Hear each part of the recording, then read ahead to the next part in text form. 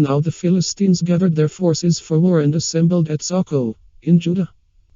They pitched camp at Ephes-Dammim, between Soko and Azekah.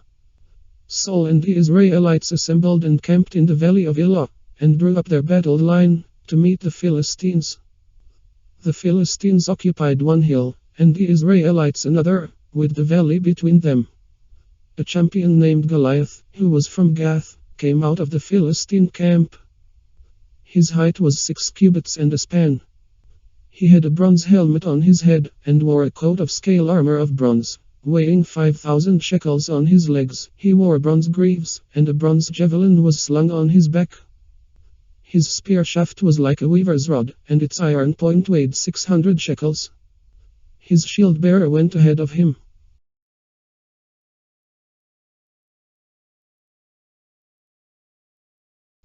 Goliath stood and shouted to the ranks of Israel, "Why do you come out and line up for battle? Am I not a Philistine, and are you not the servants of Saul? Choose a man, and have him come down to me. If he is able to fight and kill me, we will become your subjects, but if I overcome him and kill him, you will become our subjects, and serve us." Then the Philistine said, "This day I defy the armies of Israel. Give me a man, and let us fight each other." On hearing the Philistines' words, Saul and all the Israelites were dismayed and terrified. Now David was the son of an Ephrathite named Jesse, who was from Bethlehem, in Judah. Jesse had 8 sons, and in Saul's time he was very old.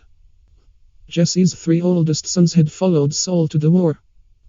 The firstborn was Eliab, the second, Abinadab, and the third, Shema. David was the youngest. The 3 oldest followed Saul, but David went back and forth from Saul, to tend his father's sheep at Bethlehem.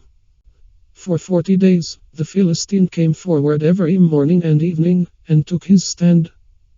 Now Jesse said to his son David, "Take this ephah of roasted grain, and these 10 loaves of bread, for your brothers, and hurry to their camp. Take along these 10 cheeses to the commander of their unit. See how your brothers are, and bring back some assurance from them. They are with Saul, and all the men of Israel in the valley of Elah, fighting against the Philistines." Early in the morning, David left the flock in the care of a shepherd, loaded up and set out, as Jesse had directed. He reached the camp, as the army was going out to its battle positions, shouting the war cry. Israel and the Philistines were drawing up their lines facing each other. David left his things with the keeper of supplies, ran to the battle lines, and asked his brothers how they were. As he was talking with them, Goliath, the Philistine champion from Gath, stepped out from his lines, and shouted his usual defiance, and David heard it. Whenever the Israelites saw the man, they all fled from him in great fear. Now the Israelites had been saying, "Do you see how this man keeps coming out? He comes out to defy Israel. The king will give great wealth to the man who kills him. He will also give him his daughter in marriage, and will exempt his family from taxes in Israel." David asked the men standing near him, "What will be done for the man who kills this Philistine, and removes this disgrace from Israel?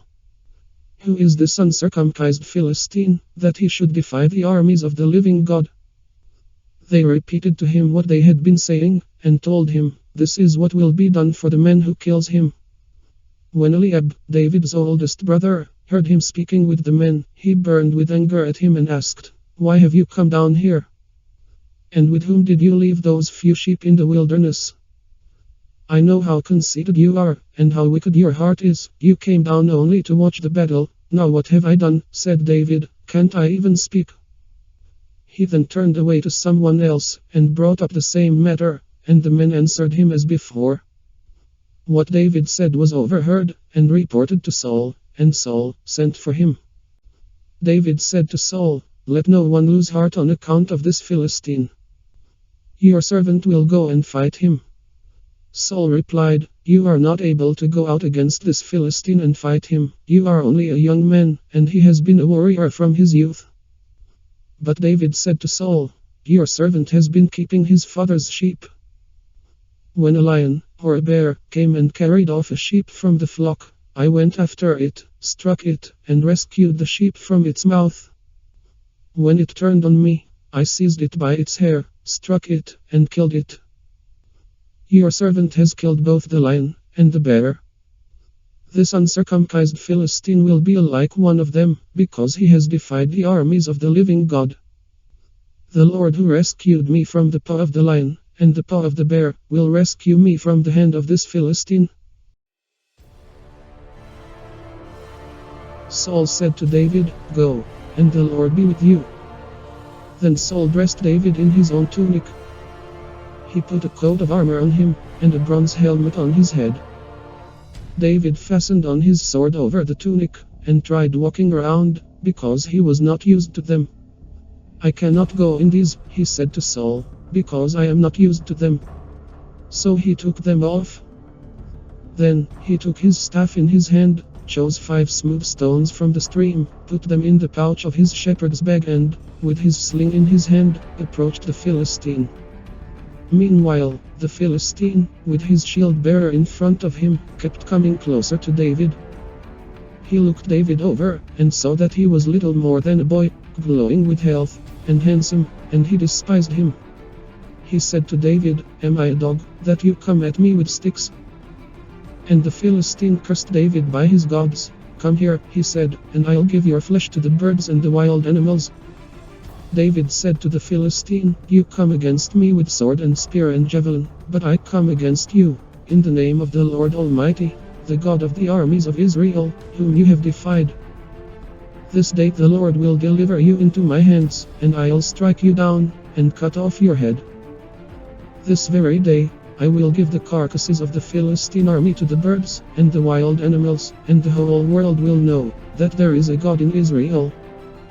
All those gathered here will know that it is not by sword or spear that the Lord saves, for the battle is the Lord's.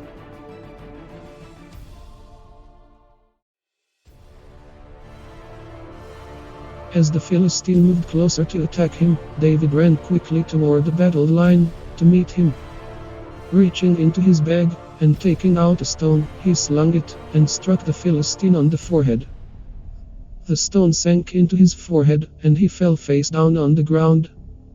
So David triumphed over the Philistine, with a sling and a stone. Without a sword in his hand, he struck down the Philistine, and killed him. David ran and stood over him. He took hold of the Philistine's sword and drew it from the sheath. After he killed him, he cut off his head with the sword. When the Philistines saw that their hero was dead, they turned and ran. Then the men of Israel and Judah surged forward with a shout, and pursued the Philistines to the entrance of Gath, and to the gates of Ekron. Their dead were strewn along the Shraim road to Gath and Ekron. When the Israelites returned from chasing the Philistines, they plundered their camp. David took the Philistine's head, and brought it to Jerusalem. He put the Philistines' weapons in his own tent. As Saul watched David going out to meet the Philistine, he said to Abner, commander of the army, Abner, whose son is that young man? Abner replied, As surely as you live, your majesty, I don't know. The king said, Find out whose son this young man is. As soon as David returned from killing the Philistine, Abner took him, and brought him before Saul, with David still holding the Philistine's head. Whose son are you, young man? Saul asked him. David said, I am the son of your servant Jesse of Bethlehem.